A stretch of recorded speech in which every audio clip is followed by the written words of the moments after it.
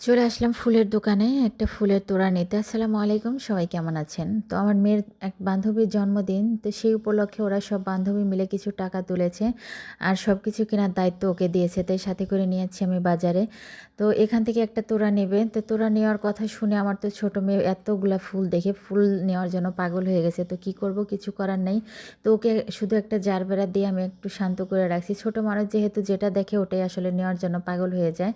তো আমি ফুল নেওয়ার পরে দেখা যায় কেক নিচ্ছি, তো কেকও দেখা যায় যে ওর জন্য আলাদা করে আমি একটা নিচ্ছি, তারপরে আমি আরেকটা ওর বান্ধবীর জন্য অর্ডার দিছি। তো এখান থেকে ফুলের তোড়া নেওয়ার পরে আরও অনেক কেনাকাটি আছে, তো সেগুলো কিনতে যাব। তো ফুলের তোড়াটা আসলে আমার মেয়ের একদমই পছন্দ হয়নি, কারণ ও একভাবে বলেছে, বানিয়েছে অন্যরকম। তো যাই হোক, যেরকমই হোক, আবার দামটাও অনেকটা পড়েছে। তো আমার আসলে দামটাও পছন্দ হয়নি এবং তোড়াটা যাই একটু একটু পছন্দ হয়েছে, কিন্তু তোড়ার থেকে দেখা যায় দামটা একটু বেশি পড়েছে। তো ফুল বানানো শেষ, এখন আমরা যাব অন্যান্য সব জিনিস কিনতে। তো কেকও কিনতে কেনা শেষ, কেক কেনা হলে আর মাঝখানে আরও যা যা জিনিস আছে সবগুলো আমাদের কেনা শেষ। তো চলে যাব বাড়িতেই হচ্ছে কেক, এটা হচ্ছে ওদের জন্য কিনেছি। আর ছোট আরেকটা কিনেছি, এটা হচ্ছে আমার ছোট মেয়ের জন্য কিনেছি। তো সবাই ভালো থাকবেন, সুস্থ থাকবেন, আল্লাহ হাফেজ।